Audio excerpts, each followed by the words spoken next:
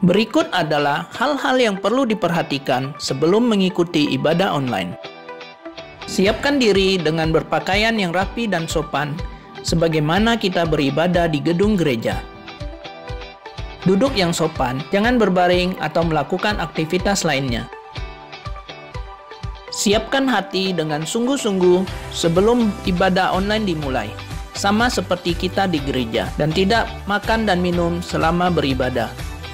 Ikuti liturgi dan tetap berpartisipasi aktif selama ibadah berlangsung, seperti waktu duduk dan berdiri, saat menaikkan pujian bersama, saat berdoa, dan saat mendengarkan firman Tuhan. Persembahan dapat diberikan dengan cara mentransfer ke rekening gereja atau dapat juga dengan scan QR Code yang tertera di layar menggunakan mobile banking atau e-wallet, atau memasukkan ke dalam sebuah amplop yang dapat diberikan ke kantor TU gereja. Ikutilah seluruh ibadah live streaming hingga selesai. Siapkan diri, siapkan hati. Marilah kita menyembah Tuhan dengan kerinduan, sebagaimana yang diungkapkan oleh pemazmur, seperti rusa yang merindukan sungai yang berair. Demikianlah jiwaku merindukan Engkau ya Allah. Ikuti informasi terbaru mengenai GKKB Jemaat Pontianak melalui akun Instagram, Facebook, dan YouTube GKKB Jemaat Pontianak. Shalom Givers, bersyukur di hari Minggu ini kita diberi satu kesempatan lagi untuk datang beribadah, memuji, dan menyembah nama Tuhan. Ibadah kita pada pagi hari ini akan kita buka dalam nama Allah Bapa, Allah Putra, dan Allah Roh Kudus. Mari saya ajak kita semua untuk menenangkan hati dan pikiran kita. Kita mau mengambil waktu untuk teduh sejenak. Saat teduh dimulai.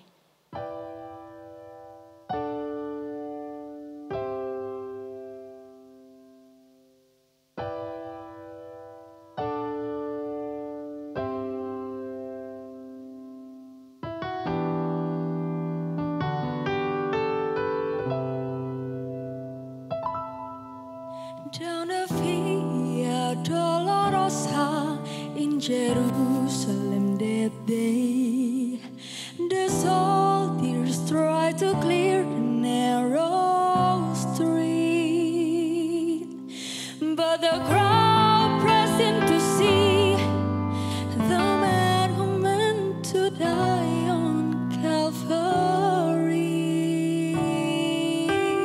Ia dihina dan dihindari orang, seorang yang penuh kesengsaraan dan yang biasa menderita kesakitan. Ia sangat dihina sehingga orang menutup mukanya terhadap dia, dan bagi kita pun dia tidak masuk hitungan.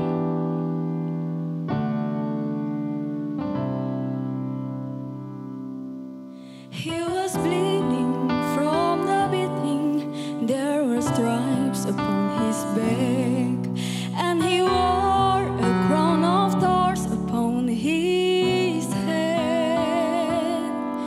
And he bore with every step the scorn of those who died for his death. Dia dianiaya, tetapi dia membiarkan diri ditindas dan tidak membuka mulutnya, seperti anak domba yang dibawa ke pembantaian, seperti induk domba yang keluh di depan orang-orang yang mengunting bulunya. Ia tidak membuka mulutnya.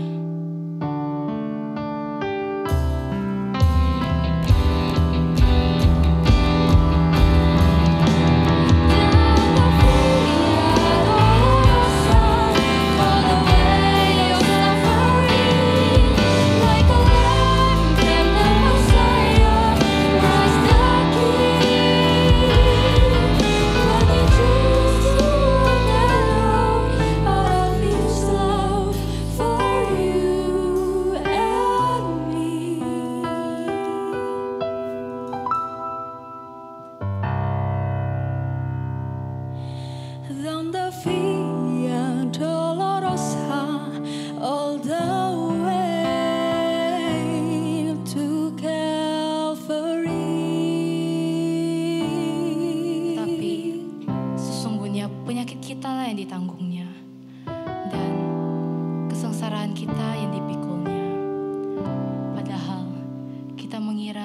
Dia kena tulah, dipukul, dan ditindas oleh Allah. Tetapi dia tertikam oleh karena pemberontakan kita.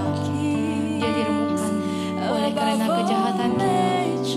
Ganjaran yang mendatangkan keselamatan bagi kita ditimpakan kepadanya. Dan oleh bilur-bilurnya kita menjadi sembuh.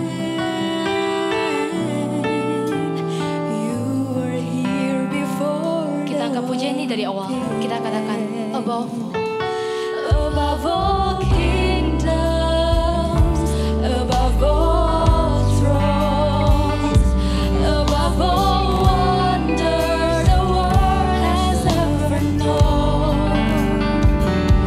above all wealth and treasures of the earth. There's no way to measure what you are.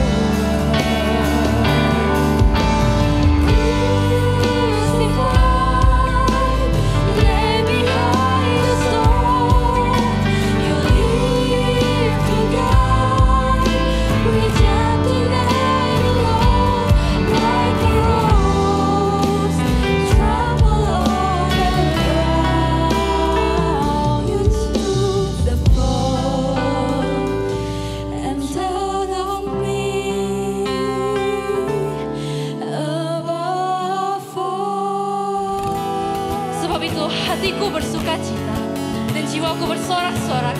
Bahkan tubuhku akan diam dengan tentram. Sebab Engkau tidak menyerahkan aku ke dunia orang mati dan tidak membiarkan orang melihat kebinasaan. Engkau memberitahukan kepadaku jalan kehidupan. Di hadapanmu ada sukacita yang berlimpah-limpah. Di tangan kananmu ada nikmat senantiasa.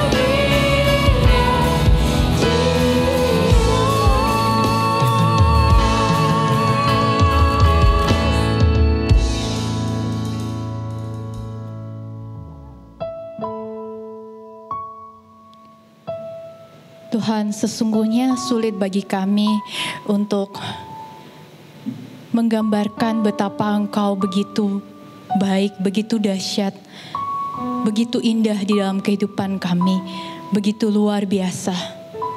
Tanpa Engkau Tuhan, tanpa Engkau mengasihi kami, tanpa Kristus yang turun ke dunia, datang menyelamatkan kami tidak bisa menikmati hari ini, dan juga kami tidak bisa datang kepadamu pada saat ini tanpa kasih-Mu, tanpa pengorbananmu. Oleh karena itu, biarlah dengan kata-kata kami yang terbatas, biarlah dengan pujian yang keluar dari mulut kami orang berdosa ini, sungguh bisa menyenangkan hati Tuhan dan menjadi ucapan syukur kami yang terdalam, karena kami telah merasakan dan menikmati kasih-Mu. Biarlah pada pagi hari ini Tuhan, kami boleh datang dengan kerendahan hati. Ampuni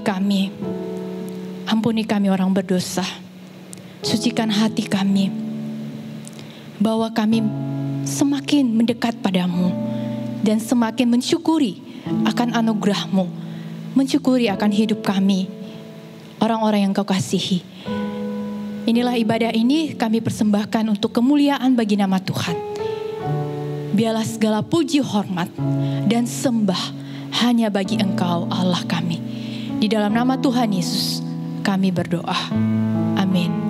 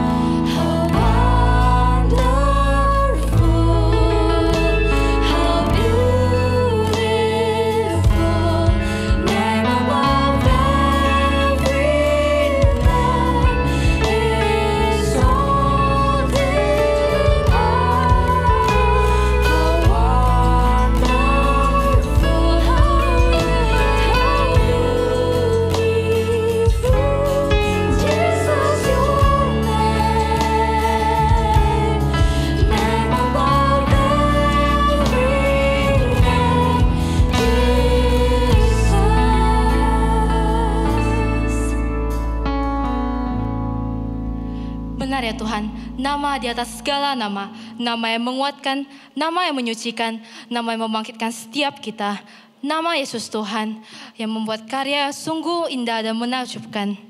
Karya keselamatan yang begitu berharga, yang memberikan pengharapan kekal bagi setiap kita, anak-anaknya. Mari sebagai umat yang telah diselamatkan dan telah ditebus, saya ajak kita semua untuk bangkit berdiri. Dengan tegas, kita mau melafalkan pengakuan iman rasuli. Pengakuan iman rasuli.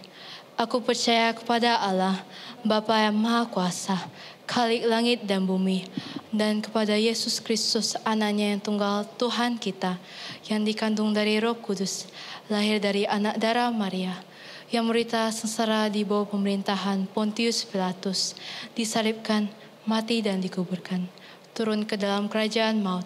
Pada hari yang ketiga, bangkit pula dari antara orang mati, naik ke surga, duduk di sebelah kanan Allah, Bapa yang Maha Kuasa, dan dari sana Ia akan datang untuk menghakimi orang yang hidup dan yang mati. Aku percaya kepada Roh Kudus, gereja yang kudus dan am, persekutuan orang kudus, pengampunan dosa, kebangkitan tubuh, dan hidup yang kekal. Amin. Sebelum mendengarkan firman Tuhan, Saya mengajak kita semua untuk mengangkat sebuah pujian yang menyatakan kerinduan hati setiap kita untuk tetap berada di dekat Tuhan. Bersama kita mau masuk lebih dalam lagi ke hadirat-Nya. Kita angkat pujian lebih dalam lagi.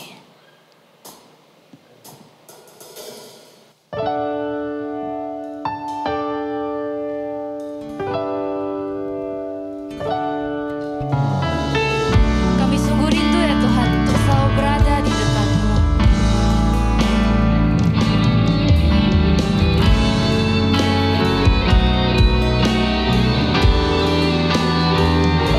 Dengan sungguh kita katakan satu hal yang kurindukan.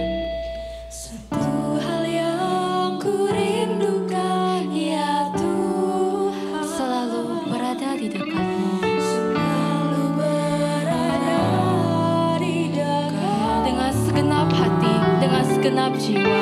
dengan segenap hati, dengan segenap jiwa, ku menanti di hadirat-Mu.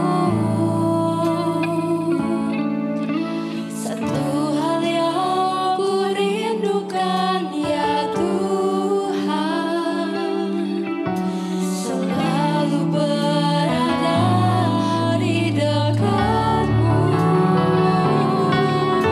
Dengan segenap hati, dengan segenap jiwa, ku menanti di hadirat-Mu.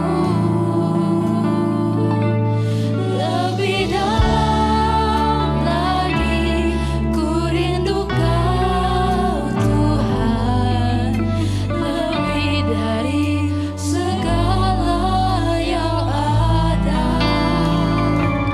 Lebih dalam lagi ku cinta Kau Yesus, ku mengasihi-Mu. Dan lebih yakin lagi dan lebih sungguh lagi kita mau katakan satu hal yang kurindukan ya Tuhan. Satu hal yang kurindukan ya Tuhan,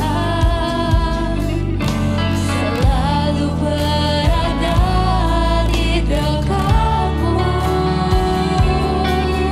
Dengan segenap hati, dengan segenap jiwa, ku menanti di hadirat. Satu hal yang kurindukan. Satu hal yang kurindukan ya Tuhan, selalu berada di dekat-Mu.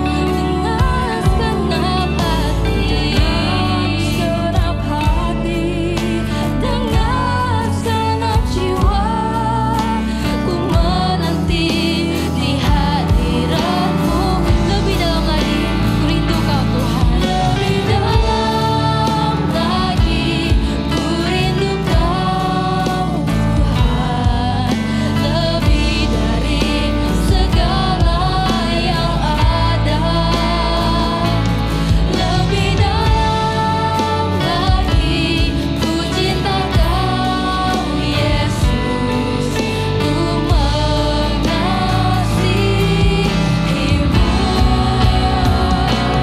Lebih dalam lagi ku rindu Kau Tuhan, lebih dari segala yang ada. Lebih dalam lagi ku cinta Kau Yesus, ku mengasihi-Mu. Ku mengasihi Kau Tuhan.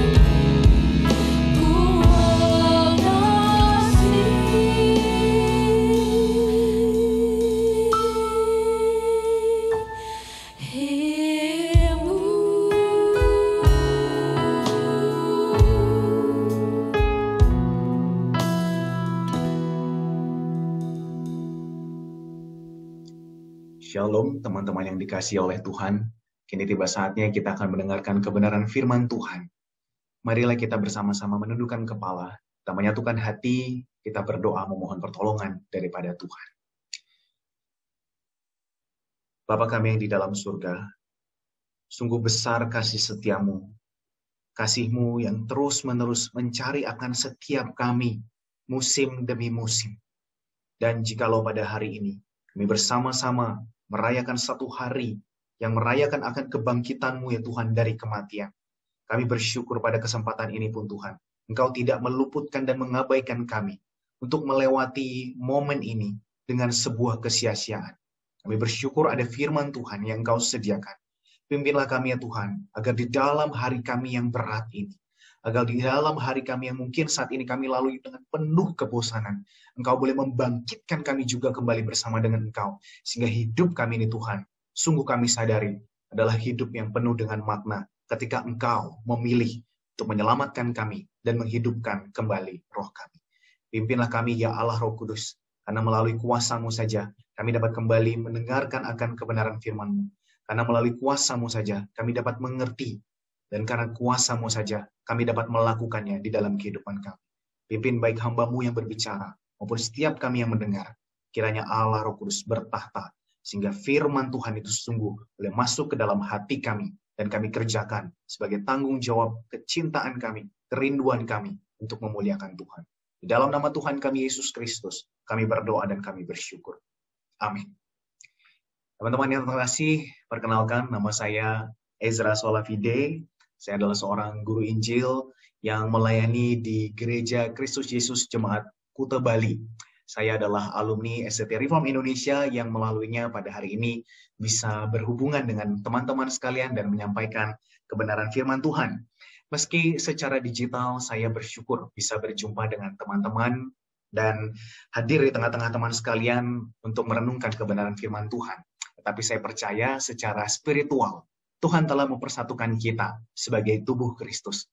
Sehingga sebelum saya menyampaikan akan firman Tuhan ini, saya telah mendoakan teman-teman sekalian agar kiranya firman Tuhan yang telah dititipkannya kepada saya boleh menjadi berkat bagi teman-teman seperti firman Tuhan telah memberkati diri saya sendiri.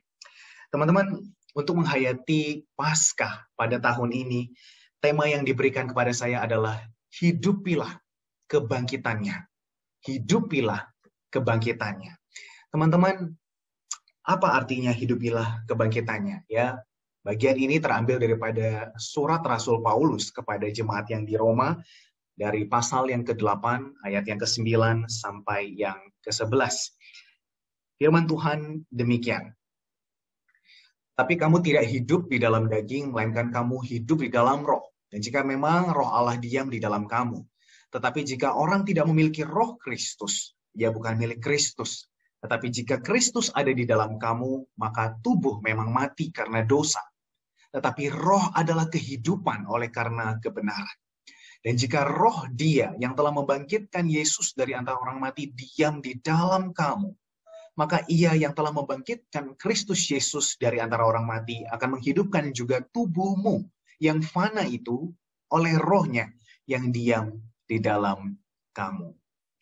Teman-teman, belakangan ini populer sebuah lagu ya, lagu yang saya sebut di sini lagu yang populer di antara kalangan para wibu. Ya, teman-teman semoga tidak tersinggung karena kata wibu ini sebetulnya adalah suatu rujukan kepada orang-orang yang sudah terobsesi secara berlebihan kepada kebudayaan Jepang. Ya, seolah-olah mereka tinggal di Jepang, ya, seolah-olah mereka lah adalah orang Jepang. Bahkan mereka sendiri menganggap orang Jepang itu budayanya lebih tinggi daripada budaya negara aslinya sendiri. Ya, mereka berperilaku seperti anime, kemudian di dalam keseharian mereka ya sikap mereka seperti bawaan seorang tokoh anime, bahkan ada yang kelewatan ya sampai menikahi seorang tokoh anime. Ya, saya berharap tidak ada seperti kita yang bercita-cita menikahi seorang tokoh anime demikian.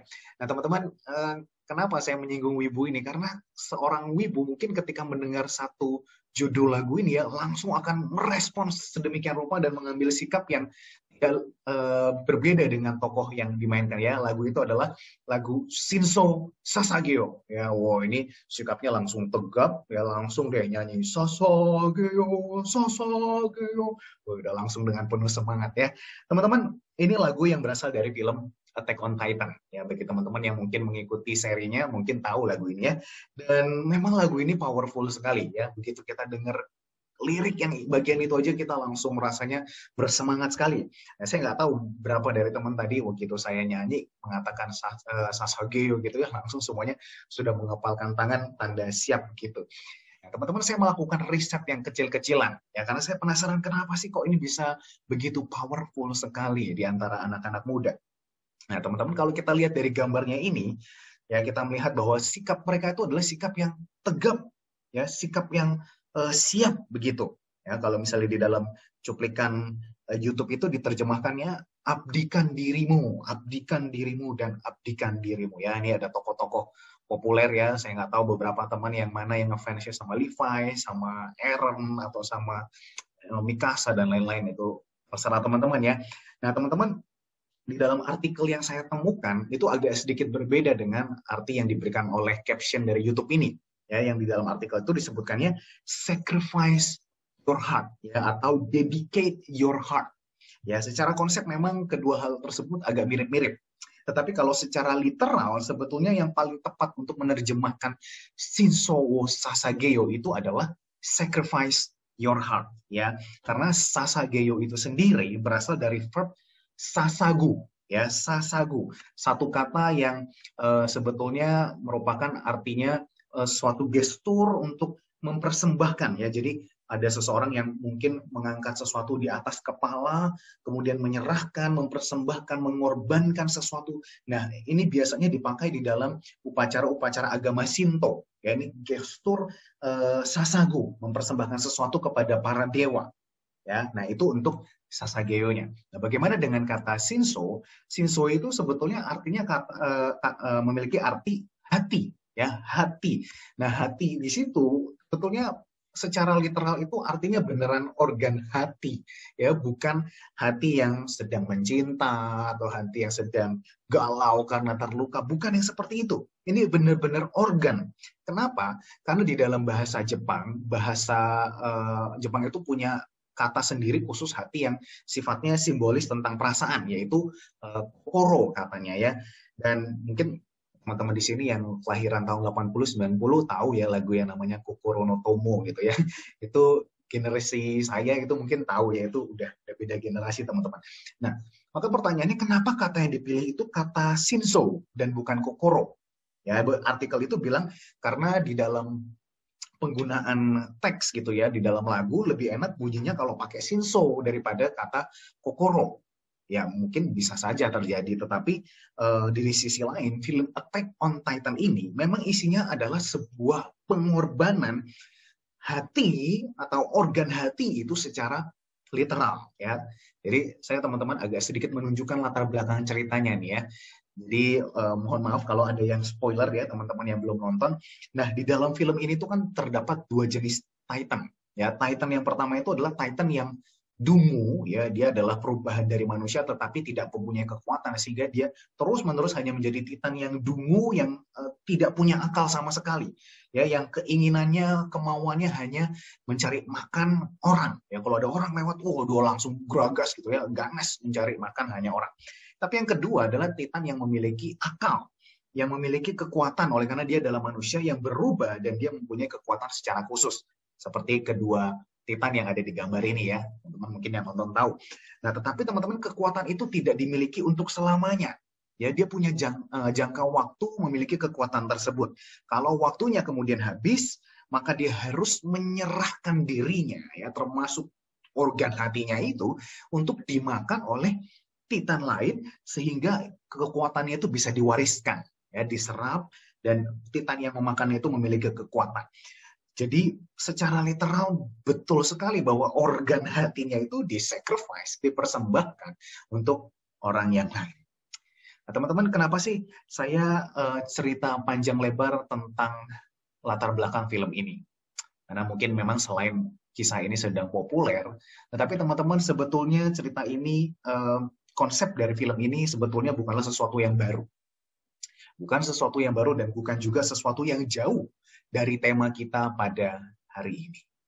Teman-teman, ada seorang pribadi, bukan hanya sekadar cerita, tetapi yang benar-benar melakukan sacrificial di atas kayu salib, mempersembahkan dirinya, tubuhnya secara literal, sehingga setiap kita yang tadinya dungu, yang hilang akal, atau yang di dalam Roma 8 ayat 7-8 kita belum sempat baca, tetapi di sana dituliskan bagaimana seseorang yang hidup di dalam daging, ya seperti Titan yang dungu itu, yang kehilangan akal, yang tidak bisa mencari Allah, yang selalu hanya keinginan adalah keinginan daging, tidak mungkin hidup berkenan oleh Allah, dan meski hidup, ujungnya adalah kematian. Ya teman-teman, tetapi kini karena pengorbanan dirinya, maka kita dibangkitkan kembali, sehingga roh kita mampu untuk hidup dan menghidupi kebangkitan dia untuk hidup berkenan kepada Allah. Dan hidup yang saat ini, meskipun tubuh kita akan tetap mati, tetapi roh kita akan hidup sampai selama-lamanya. Nah, teman-teman, pribadi itu adalah Tuhan Yesus Kristus, yang hari ini kita rayakan kebangkitannya di hari Raya Paskah. So teman-teman, apa itu menghidupi kebangkitannya? Setiap kita pasti memiliki alasan untuk hidup. Ya. Setiap kita pasti memiliki alasan untuk hidup. Meski nggak semuanya bisa memperkatakan apa sih alasan kita hidup ya secara jelas. Tetapi di belakang kepala kita itu tahu bahwa sebetulnya ada alasan-alasan yang mendrive hidup kita. Untuk setiap hari, untuk setiap jam, bahkan setiap menit di dalam kehidupan kita. Nah, misalnya saya punya teman ya, teman saya itu di-drive oleh kebutuhannya akan kasih sayang. Ya, kasih sayang. Jadi kalau dalam bahasa masa kini itu gaya hidupnya itu biasanya kita sebut sebagai seorang yang bucin, ya, bucin. Wah, ini bucin pol kalau kata orang Jawa ya. Nah, misalnya di story IG-nya itu penuh sekali dengan foto pacarnya, feeds-nya juga isinya pacarnya, ya suka cubit-cubitan gitu ya, cubit-cubitan aja di storyin gitu. Saya juga nggak habis pikir, kemudian suap-suapan, terus kalau berantem galaunya luar biasa, kemudian begitu udah balikan cubit-cubitan lagi ya. Itu setiap hari kita lihat HP-nya nggak lepas dari tangan gitu ya. Notification nggak mungkin nganggur lebih dari 5 menit gitu, pasti udah segera ngabarin gitu ya. Dan secara nggak sadar bahkan mood-nya, arah hidup dia, pilihan-pilihan untuk masa depan itu di-drive oleh hal-hal tersebut. Ya, nah bayangin orang yang seperti itu. Jadi apa yang ia hidupi? Yang ia hidupi adalah cintanya. Wes, kayaknya seolah-olah keren ya kita mendengar seperti itu. Ada banyak hal lain di belakang kita yang menjadi alasan kita hidupi. Selain mungkin cinta seperti teman saya tadi, ada yang mungkin kekayaan, ya keinginannya untuk menjadi kaya, keinginan untuk terus mempertahankan kekayaannya. Ada yang senang dan bangga sekali dengan popularitasnya dan lain sebagainya. Tetapi teman-teman, kita perlu waspada. Kenapa? Oleh karena di dalam Roma 8 ayat 5 itu mengingatkan bahwa kita sebagai manusia itu hanya ada 2 tipe, teman-teman, ya. Roma 8 ayat 5 mengatakan bahwa ada orang yang hidup oleh daging dan segala yang dipikirkannya adalah hal-hal yang dari daging. Yaitu tadi cinta yang manusiawi, ya, kekayaan, popularitas, cantik apa enggak, ganteng apa enggak, badan bagus atau enggak, modis atau enggak. Hanya itu yang dipikirkan di dalam dirinya. Tetapi di sisi lain ada orang yang hidup oleh roh sehingga memikirkan hal-hal yang berasal dari roh. Keinginannya untuk terus mencari kehendak Allah, ingin terus mencari perkenanan akan Allah, ingin terus bisa melayani menjadi representasi kerajaan Allah. Jadi ada 2 perbedaan di dalam Roma 8 ayat yang kelima.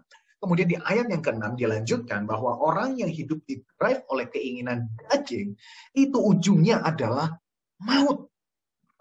Tetapi orang yang hidup dipimpin oleh roh, maka ujungnya adalah kehidupan dan damai sejahtera. Teman-teman, seperti kerinduan Rasul Paulus di dalam Roma 8 ayat yang ke-9. Saya juga mengharapkan, saya rindu jika roh Allah sungguh tinggal di dalam diri kita. Inilah saatnya untuk kita kembali pulang. Inilah saatnya untuk kita kembali kepada Allah dan jangan lagi hidup di dalam daging. Tetapi hiduplah sesuai naturmu sebagaimana Tuhan telah memanggil kita untuk hidup di dalam roh, beroleh penebusan dari Tuhan Yesus Kristus, itu berarti kita memiliki channel untuk hidup di dalam roh. Nah, sekarang teman-teman, bagaimana supaya kita bisa dapat terus melatih diri untuk menghidupi akan kebangkitan itu? Ya, Roma 8 ayat 9-11 yang tadi kita telah baca memberikan kepada kita beberapa petunjuk, teman-teman. Nah, mari kita simak. Poin yang pertama adalah, teman-teman, sadari bahwa roh Allah diam di dalam kita sehingga kita hidup memiliki bahan bakar roh itu. Ya, the Spirit lives in us and so we are spirit filled. Ya, kita memiliki bahan bakar untuk menggerakkan seluruh hidup diri tubuh kita oleh karena ada roh yang bekerja di dalam diri kita. Itu artinya, teman-teman, ketika kita mendefinisikan hidupilah kebangkitannya, harapan kita sama sekali bukan dari diri kita sendiri yang kemudian memodifikasi gimana ya supaya tampil lebih baik, gimana ya supaya tampil lebih rohani, gimana ya supaya orang-orang tahu kalau aku ini orang yang rajin baca firman Tuhan dan sebagainya. No, it's not about that. Seolah-olah kita bisa tampak lebih rohani di mata banyak orang. Bukan, teman-teman. Tetapi hidupilah kebangkitannya itu berarti kita menyadari bahwa Allah itu melihat hati dan segala sesuatu yang tersembunyi di dalamnya. Maka harapan kita satu-satunya adalah hanya di dalam Roh Kudus yang kemudian mentransformasi, mengubah akan hati kita. So, teman-teman, fueled by the Spirit, dipenuhi oleh Roh Kudus, itu bukan berarti keinginan daging kita langsung auto hilang, ya. Tetapi fueled by the Spirit berarti kita berbahan bakarkan Roh Kudus, sehingga dengan bahan bakar Roh Kudus kita terus aktif bergerak, ya. Dan untuk apa? Menahan mata kita, menahan pikiran kita, menahan tangan kita yang kemudian bergerak karena keinginan daging. Dan seluruh bagian tubuh kita lainnya, kaki kita dan lain sebagainya, yang bergerak menuju pada keinginan daging. Itu sebabnya, teman-teman, di dalam Roma 8 ayat 13, Paulus berkata, sebab jika kamu hidup menurut daging, kamu akan mati. Tetapi jika oleh roh, maka kamu akan mematikan perbuatan-perbuatan tubuhmu. Dengan demikian kamu akan hidup. Ya, teman-teman, ini ibaratnya itu ada lampu yang pertama, ini lampu berwarna hitam. Ya, lalu yang kedua ada lampu yang berwarna putih. Teman-teman, ketika tangan kita mulai melihat-lihat, wah, ya mata kita melihat, tangan mulai bergerak. Waduh, kayaknya asik nih, aku pengen nih bergerak ke arah lampu yang hitam ini ya. Nah, berbahan bakarkan Roh Kudus, maka kita dengan tangan satunya harus menahan, jangan pergi ke sana. Ya, kemudian kita dengan hati kita mengalihkan mata dan pandang kita. Oke, nggak perlu, jangan lihat ke kiri ya, jangan lihat ke kiri, jangan memuaskan keinginan daging kita. Instead, tetapi kita justru menggerakkan tangan kita, menghidupkan roh ini, menghidupkan lampu daripada Roh Kudus yang menyala dalam diri kita. Sehingga teman-teman bayangkan hal tersebut di dalam keseharian kita.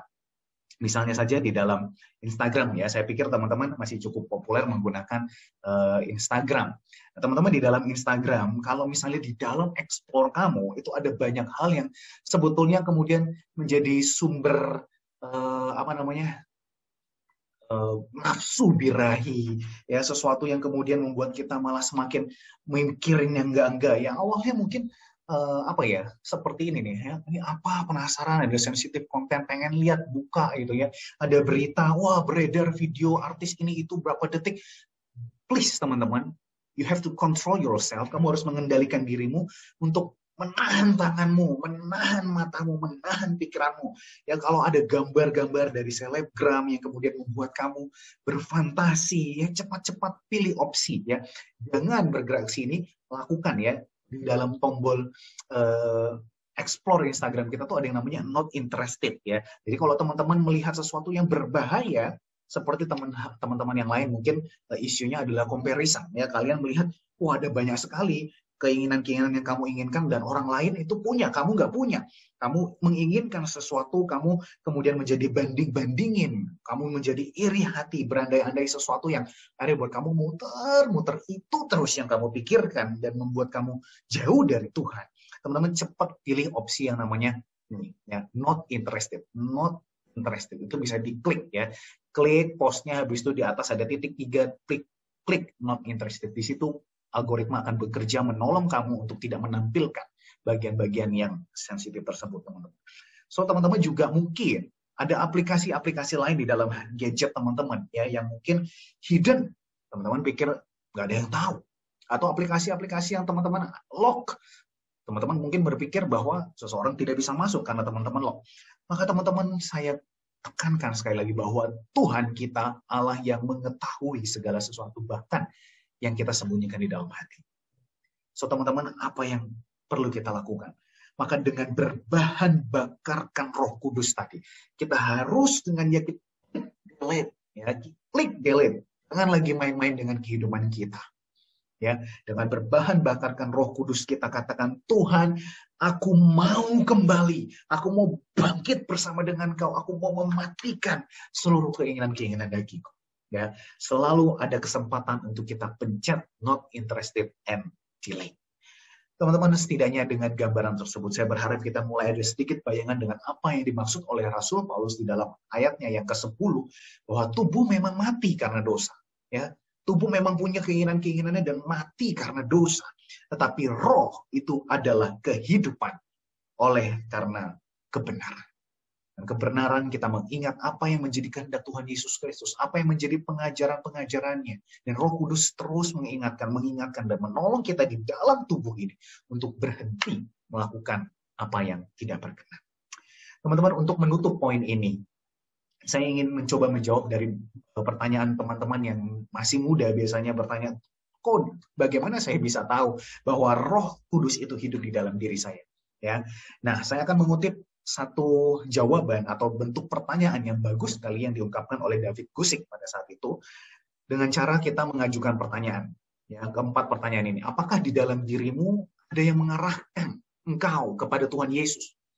Ya, apakah di dalam dirimu, yang kedua, ada yang menaruh kerinduan untuk menghormati, menghargai akan Tuhan Yesus? Yang ketiga, apakah di dalam dirimu ada keinginan untuk belajar, menjadi semakin serupa dengan Tuhan Yesus? Dan yang keempat, apakah di dalam hati nuranimu ada Roh Kudus yang terus aktif bekerja, mengajak kamu untuk pulang, kembali kepada jalan yang benar? Dan ketika kita terkadang, harus berjumpa dengan terpaksa gitu membaca firman Tuhan, anehnya ada rasa damai sejahtera. Teman-teman, jika satu saja dari 4 pertanyaan ini jawabannya adalah ya, teman-teman di sana pasti ada Roh Kudus. Mengapa? Karena hanya Roh Kudus yang sanggup menghantarkanmu kepada Tuhan Yesus dan kebenarannya. Jadi jangan sia-siakan ketika Roh Kudus masih terus mau bekerja di dalam diri kita. Teman-teman, poin yang kedua dan yang terakhir. Paulus berkata di dalam ayat yang ke-11. Jika roh Dia yang telah membangkitkan Yesus dari antara orang mati diam di dalam kamu, maka Ia juga akan membangkitkan tubuhmu yang fana oleh rohnya. Itu artinya teman-teman, jika kita berkata, hidupilah kebangkitannya, ini bukan hanya berbicara tentang kebangkitan, nanti pada akhir zaman aku akan bangkit kembali bersama dengan Kristus. Tidak hanya itu. Tetapi kehidupan masa kini pun, it's also matters. Berarti di dalam tubuh yang fana ini pun berarti. Maka hidupi kebangkitannya berarti ketika kita masih hidup di dalam tubuh yang fana ini, our mortal bodies, muliakanlah Tuhan. Teman-teman, ini adalah sebuah panggilan, ini adalah sebuah ajakan. Hai tubuh yang fana, muliakanlah Tuhan. Teman-teman, setelah Tuhan Yesus Kristus naik ke atas salib, menjadi korban persembahan untuk mendamaikan kita dengan Allah oleh karena dosa-dosa kita. Kita nggak langsung kemudian auto naik ke surga, bukan? Tidak. Kita mungkin mengalami dilema yang kemudian dialami juga oleh Rasul Paulus di dalam surat yang lain, yaitu surat Filipi pasal yang pertama, ayat yang ke-20 sampai ke-24. Demikian, saya akan membacakan buat teman-teman. Sebab yang sangat kurindukan dan kuharapkan ialah bahwa aku dalam segala hal tidak akan beroleh malu, melainkan seperti sedia kala. Demikian pun sekarang Kristus nyata dimuliakan di dalam tubuhku, baik oleh hidupku maupun oleh matiku. Karena bagiku hidup adalah Kristus dan mati adalah keuntungan. Tetapi jika aku harus hidup di dunia ini, itu berarti bagiku bekerja memberi buah. Jadi yang mana yang harus kupilih? Rasul Paulus bilang, aku tidak tahu. Aku didesak dari dua pihak, aku ingin pergi dan diam bersama-sama dengan Kristus. Sebab itu memang jauh lebih baik. Tetapi karena Tuhan Yesus masih memberikan Paulus pada saat itu hidup di dalam tubuh yang mana ia berkata, ayat 24, tetapi lebih perlu untuk tinggal di dunia ini karena kamu. Teman-teman, ayat ini sangat indah. Kenapa? Karena di dalam Yesus Kristus yang telah mati dan bangkit, tadinya hidup kita di dunia itu terbelenggu oleh dosa. Ya, kita hidup di dalam belenggu dosa, hidup nggak enak, penuh dengan rasa bersalah, gelisah, tidak pernah puas. Dan kalaupun kita mati, kita itu mati karena dosa membuat kita terpisah dari Allah. Sehingga kematian pun itu hanyalah sebuah neraka, sebuah ketiadaan Allah. Tidak ada sukacita di dalamnya. Tetapi karena kuasa kematian Kristus, ia jadikan hidup di dunia ini bebas. Ya, sekali lagi teman-teman, bebas dari belenggu dosa. Artinya dosa tidak lagi punya kuasa terhadap hidup kita. Sehingga dosamu, bagasi masa lalumu itu telah dilepaskan oleh Tuhan. Dipakaikannya kepada dia, diambil, dilekatkan, yang kemudian ia mati di atas kayu salib dan ditebusnya bersama-sama. Teman-teman, sehingga hidup yang kekinian ini adalah hidup yang penuh dengan damai sejahtera. Tetapi bagaimana dengan mati? Nah, di dalam mati pun karena kuasa kebangkitan Tuhan Yesus, ia yang kemudian kembali kepada Bapa. Ia mempersiapkan tempat bagi kita semua. Sehingga ketika kita nanti mati, kita pun kembali pulang di dalam kekekalan. Dan di sana ada damai sejahtera yang luar biasa. Jadi di dalam hidup maupun di dalam mati, dua-duanya adalah tujuan yang indah di dalam Tuhan Yesus Kristus. Teman-teman, saya percaya jika Tuhan masih memberikan kesempatan kepada kita untuk hidup pada hari ini, hidupilah kebangkitan itu. Paulus memberikan kepada kita petunjuk gimana caranya untuk glorifying God with our mortal bodies. Yang pertama, ia berkata seperti ini di dalam ayat yang tadi ya. Teman-teman, bekerja dengan memberi buah. Artinya hidupi kebangkitan itu dengan bekerja, dengan bergerak, do something yang menghasilkan buah. Ya, gambaran buah itu menarik sekali teman-teman, karena ia tidak hanya bisa dicicipi sementara oleh orang-orang di sekeliling kita, tetapi kemudian melalui buah itu padanya akan menghasilkan biji-bijian yang menghasilkan akan kehidupan yang baru. Kita tidak akan sia-sia di dalam hidup kita jika kita hidup di dalam roh menghasilkan buah. Terus bermultiplikasi, terus melipat ganda, menghasilkan murid-murid Kristus. Nah teman-teman, kita yang sekarang nih, biasa orang-orang yang jauh lebih senior itu berkata kita nih, wah ini generasi rebahan. Ya, generasi rebahan sukanya scrolling lagi ya. Ayo teman-temanku, mari kita bergerak. Masa pandemi bukanlah hambatan, tapi sebuah kesempatan di mana banyak orang itu semakin mengkonsumsi digital lebih banyak lagi di waktu ini. Sehingga pelajari, garami dan terangi sosial media. Bekerja memberi buah. Muridkan teman-temanmu dengan talenta, dengan karunia yang Tuhan secara khusus berikan kepada kamu. Entah itu mau lewat tulisan, mau lewat nyanyian, vlog, apapun. Ya, bahkan kamu bikin status story, feed, itu pun adalah konten. Ya, saya melihat ada beberapa contoh teman-teman yang indah sekali saya temukan di dalam Instagram ya.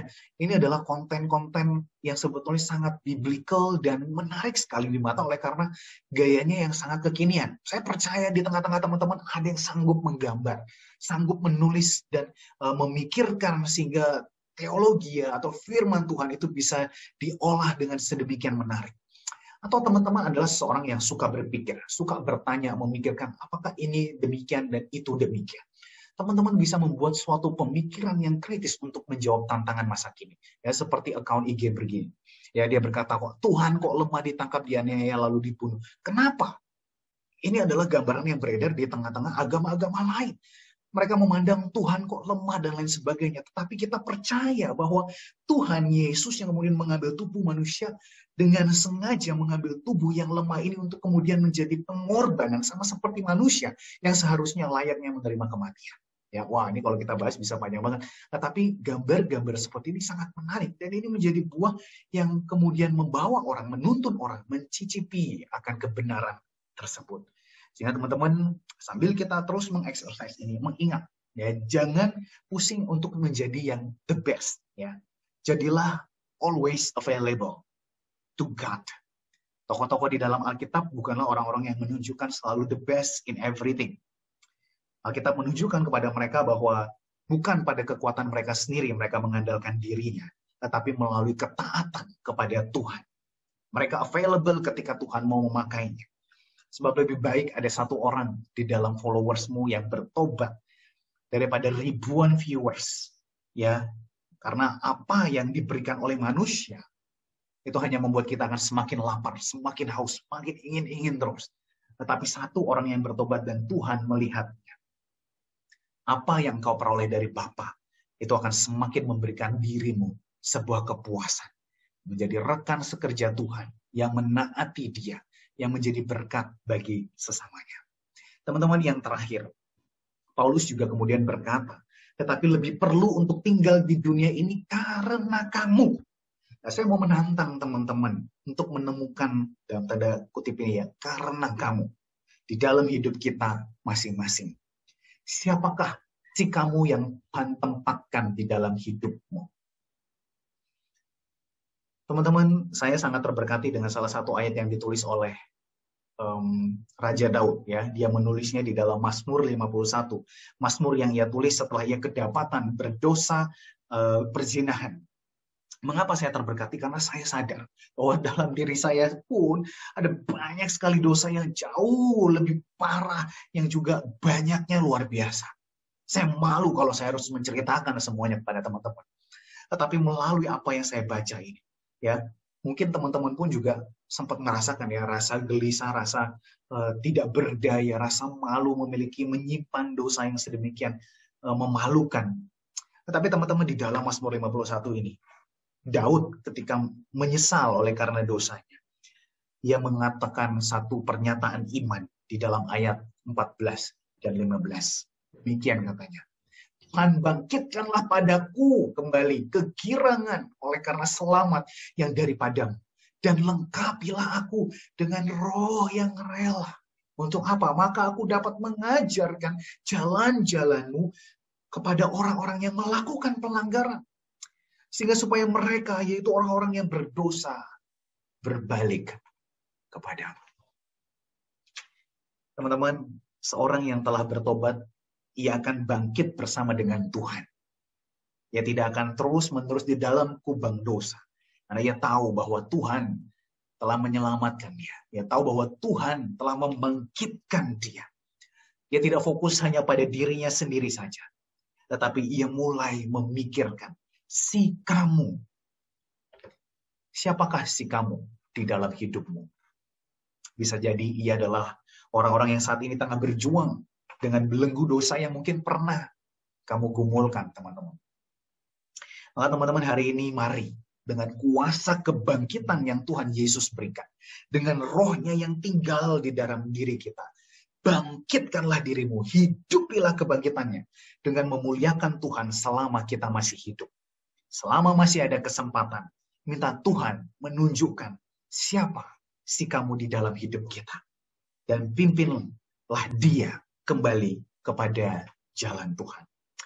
Teman-teman, kiranya perenungan kita pada hari ini sungguh boleh menjadi momen di mana Paskah ini jadi kita dipanggil kembali secara khusus yang teman-teman yang sudah tertidur lama secara rohani, yang seperti Titan yang dungu, yang kehilangan akalnya, hanya selalu indulge themselves on the flesh, hanya menikmati kedagingan. Mari yang tertidur, bangunlah, bangkitkan dirimu.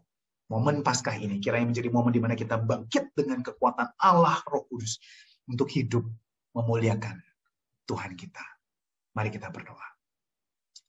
Bapa, kami bersyukur untuk kebenaran firman-Mu, bahwa di dalam diri kami ada Roh Kudus yang senantiasa memimpin kami kepada Tuhan Yesus dan kebenarannya. Tuhan, kami rindu untuk bersekutu kembali. Engkau tahu di tengah-tengah kami ada orang-orang yang saat ini sedang tertidur secara rohani. Kami adalah orang-orang yang terus-menerus di dalam hari demi hari. Kami indulge ourselves dengan keinginan daging. Kami hanya berpindah dari hiburan demi hiburan, tontonan demi tontonan, permainan demi permainan. Tuhan, tangkap kami. Hari ini kami mau hidup kembali, bangkit bersama dengan Engkau. Mengingat kembali akan spiritual nature di mana Engkau telah tinggal di dalam diri kami. Bangkitkanlah roh, supaya kami mencari perkara-perkara rohani di dalam hidup kami. Sehingga kami pun dapat menemukan si Dia yang Tuhan telah taruh di dalam hidup kami, juga untuk kami pimpin kembali kepada jalan. Terima kasih ya Tuhan, biarlah momen Paskah ini boleh menjadi kebangkitan yang kami hayati. Tidak hanya kebangkitan Tuhan di dalam hidup kami, tetapi di dalam kehidupan orang-orang percaya seutuhnya. Terpujilah nama-Mu Tuhan, kekal sampai selama-lamanya. Dalam nama Tuhan Yesus Kristus, kami berdoa dan kami bersyukur. Amin. Kiranya Tuhan Yesus memberkati teman-teman sekalian. Amin. Halo teman-teman sekalian, perkenalkan saya Ivan dari Sekolah Tinggi Teologi Reform Indonesia. Saya adalah dosen dan direktur admisi di STTRI.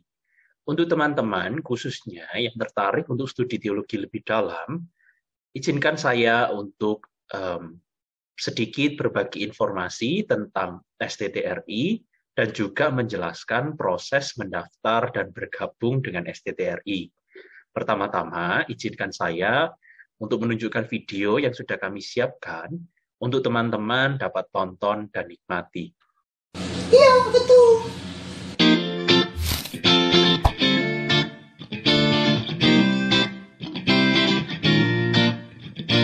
STTRI dikenal sebagai seminari Injili dengan kualitas akademik yang bermutu karena pengajar-pengajar yang berkualitas.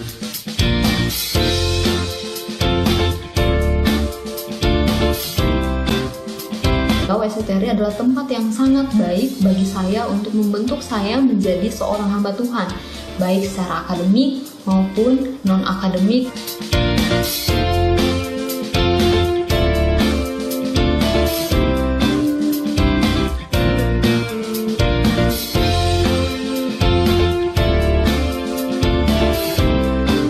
Dalam menjalani proses pembentukan di STTRI, saya diberikan ruang untuk mengeksplorasi berbagai potensi dan kemampuan diri yang Tuhan percayakan dalam hidup saya, seperti berpikir kritis, hidup disiplin, dan melayani Tuhan dengan ketulusan hati. Di samping itu, melalui wadah kehidupan di asrama, juga praktik pelayanan, saya didorong untuk mengekspresikan iman saya secara otentik dalam kehidupan sehari-hari dan pelayanan.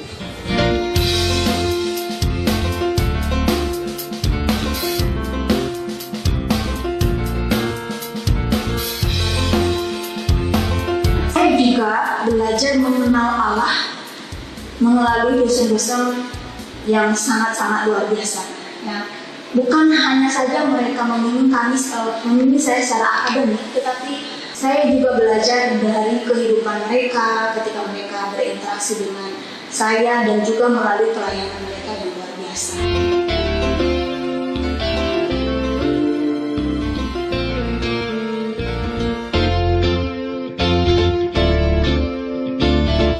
Saya mampu menerapkan apa yang saya pelajari dalam pelayanan sekolah minggu dan remaja. Iya, betul.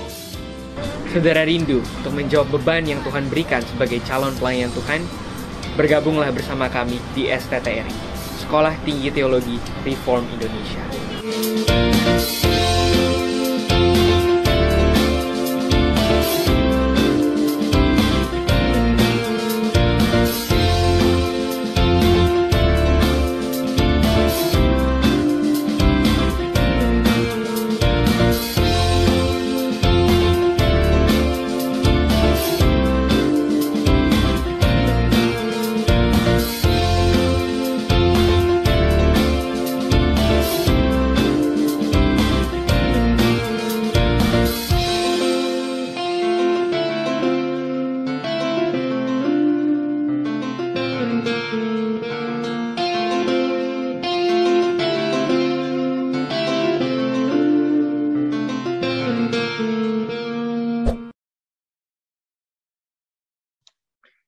Halo, berjumpa lagi teman-teman. Saya akan sedikit menjelaskan tentang proses mendaftar dan bergabung dengan STTRI. Teman-teman sekalian, penerimaan mahasiswa baru di tempat kami akan diadakan dalam 3 gelombang. Gelombang yang terdekat adalah gelombang kedua yang akan diadakan pada bulan Mei 2021. Pada bulan Januari kemarin, kami sudah mengadakan penerimaan mahasiswa baru, gelombang yang pertama, dan menerima beberapa mahasiswa-mahasiswi baru yang akan menjadi rekan-rekan dari teman-teman sekalian kalau teman-teman sekalian bergabung dengan STTRI. Teman-teman, di STTRI kami menyediakan beberapa program studi. Namun, saya merasa bagi teman-teman sekalian yang masih di SMA, mungkin program studi yang paling relevan dan cocok adalah program studi Sarjana Teologi, program studi STH. Teman-teman, di layar teman-teman sekalian, teman-teman juga dapat melihat bahwa kami menyediakan beasiswa bagi teman-teman yang mungkin membutuhkan beasiswa. Jadi, teman-teman sekalian, kalau ada dari antara teman-teman sekalian yang merasa kesulitan secara finansial, jangan jadikan kesulitan finansial ini penghalang untuk teman-teman bergabung dan studi teologi di STTRI, karena kami menyediakan beasiswa untuk teman-teman sekalian.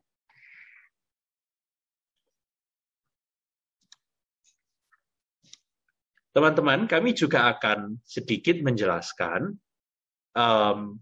proses penerimaan mahasiswa baru yang akan diadakan pada bulan Mei 2021, seperti yang saya sudah katakan tadi. Proses penerimaan mahasiswa baru gelombang yang kedua, kami akan adakan sepenuhnya online.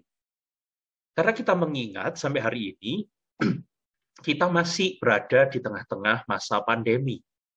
Sehingga teman-teman sekalian dapat mengikuti proses penerimaan mahasiswa baru ini, tidak perlu di Jakarta, tetapi di tempat teman-teman sekalian masing-masing. Nah, proses penerimaan mahasiswa baru di tempat kami bagi menjadi 3 tahap.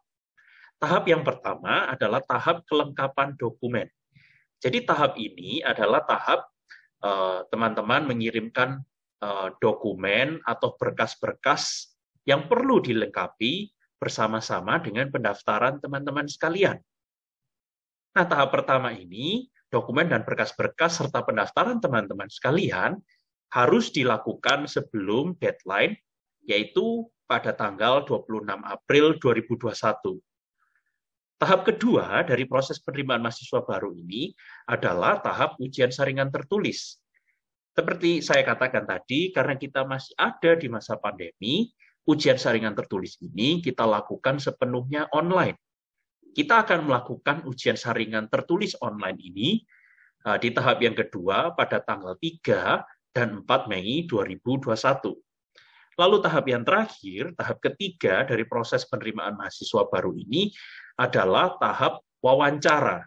Tahap wawancara teman-teman yang mendaftar dengan dosen-dosen Sekolah Tinggi Teologi Reform Indonesia. Sekali lagi, tahap ketiga ini juga akan kami lakukan secara online. Nah, teman-teman sekalian, jangan takut atau khawatir membaca tentang tahap ketiga, yaitu wawancara dengan dosen-dosen, tetapi jadikan tahap ketiga ini kesempatan. Kesempatan untuk teman-teman dapat berbagi tentang kisah hidup dan panggilan teman-teman sekalian kepada dosen-dosen yang mewawancari teman-teman sekalian. Teman-teman dapat melihat tahap ketiga ini sebagai kesempatan untuk kami, para dosen, lebih mengenal teman-teman sekalian, gitu ya. Itu adalah tahap yang ketiga. Izinkan saya juga sedikit menjelaskan sekali lagi tentang tahap kedua, yaitu ujian saringan tertulis.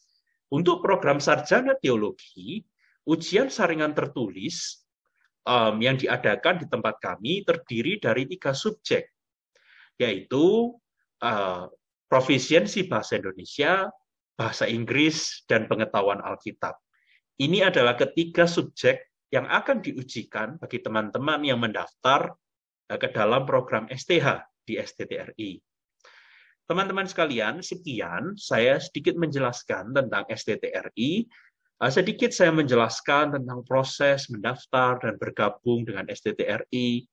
Teman-teman, bagi teman-teman yang khususnya tertarik untuk studi teologi lebih mendalam, atau bagi teman-teman yang merasa terpanggil untuk menjadi hamba Tuhan, rohaniwan, guru agama, guru konseling, dan lain sebagainya, silahkan bergabung dengan STTRI. Kalau teman-teman masih ada pertanyaan, teman-teman dapat menghubungi saya, Ivan, seperti yang tertulis di layar teman-teman sekalian, di alamat email yang tertulis maupun nomor WA yang tertulis di layar teman-teman sekalian. Jadi, jangan ragu-ragu untuk menghubungi saya dan bertanya kalau teman-teman sekalian ada pertanyaan. Terima kasih atas perhatiannya, teman-teman sekalian. Tuhan memberkati. Terima kasih kepada hambanya yang telah menyampaikan firman Tuhan. Kiranya kita semua dapat diberkati melalui firman yang telah disampaikan. Karena Tuhan telah bangkit dan memberikan kita anugerah keselamatan, kita mau menyatakan komitmen bahwa kita mau hidup hanya untuk Dia. Kita mau meresponi firman Tuhan. Bagi teman-teman yang rindu untuk memberikan persembahan, dapat memberikan persembahan sesuai dengan cara yang tertera di layar. Kita angkat pujian, Ku hidup bagimu.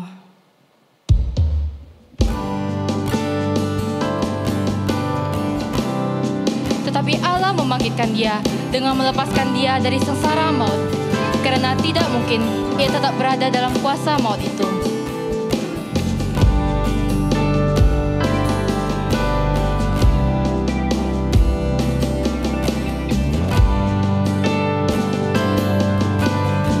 Yesus, Kau kebenaran.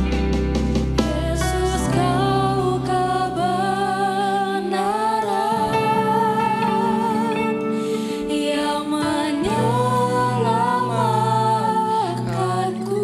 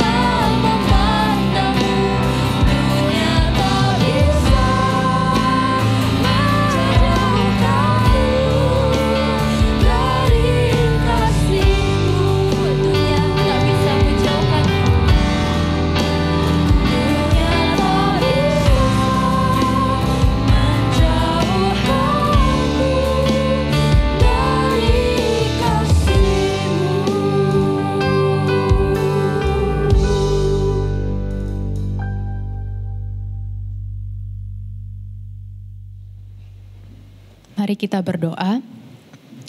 Ya Tuhan, inilah kerinduan kami, kalau kami hidup untuk Engkau, karena Engkau terlebih dahulu memberikan berkat-Mu bagi kami, Engkau terlebih dahulu mengasihi kami. Pada saat ini kami juga telah memberikan persembahan bagi Tuhan.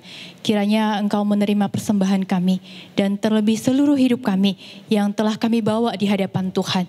Biarlah Engkau berkenan dan juga di dalam kehidupan kami, dalam 1 minggu ke depan, kami juga sungguh mempersembahkan hidup kami ini yang telah diperbaharui dan diberikan kemenangan oleh kebangkitan-Mu. Terima kasih ya Tuhan, terpujilah Engkau. Di dalam nama Tuhan Yesus kami bersyukur dan berdoa. Amin. Shalom teman-teman Givers. Selamat Paskah buat kita semua.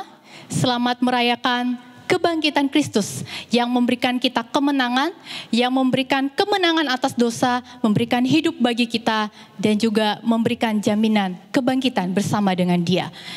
Pada hari ini juga kita berterima kasih untuk teman-teman dari STTRI yang boleh melayani bersama dengan kita. Dan kiranya teman-teman semua juga yang bergumul secara pribadi untuk dibentuk menjadi seorang hamba Tuhan, dibentuk di seminari, juga boleh segera mendaftar ya. Jadi kalau ada info yang mau ditanyakan, boleh juga ditanyakan kepada saya dan juga mungkin kepada teman-teman dari STTRI. Nah, teman-teman, kakak juga mengucapkan terima kasih buat setiap kita yang sudah berbagian di dalam aksi sosial yang kita selenggarakan bersama. Terima kasih segala kebaikan dan pemberian dari teman-teman, itu sangat bermanfaat untuk teman-teman kita yang memerlukan. Nah, bagi teman-teman yang masih belum berbagian, silakan boleh masih diberikan kesempatan memberi, tapi sampai minggu ini aja.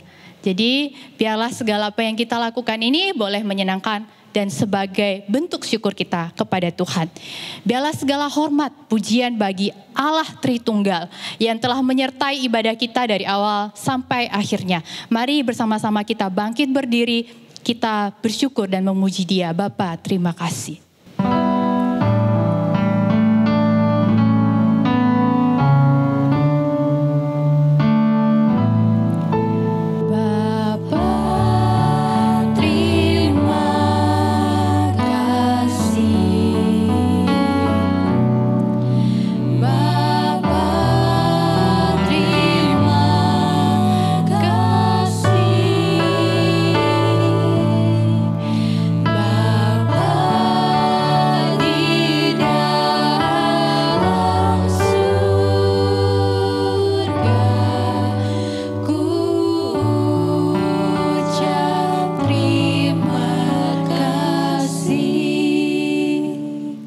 Mari bersama-sama kita mengucapkan doa Bapa kami.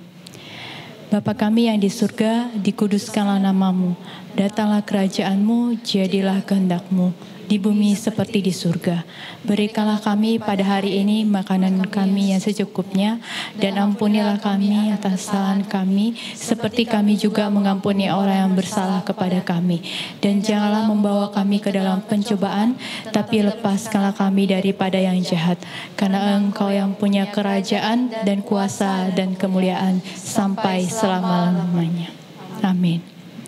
Ibadah kita telah selesai, mari kita mengambil waktu teduh.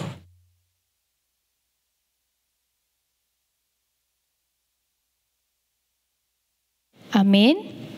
Bersama-sama kita katakan, Glow Ministry, grow and follow Jesus. Tuhan memberkati kita semua, sampai ketemu di minggu depan.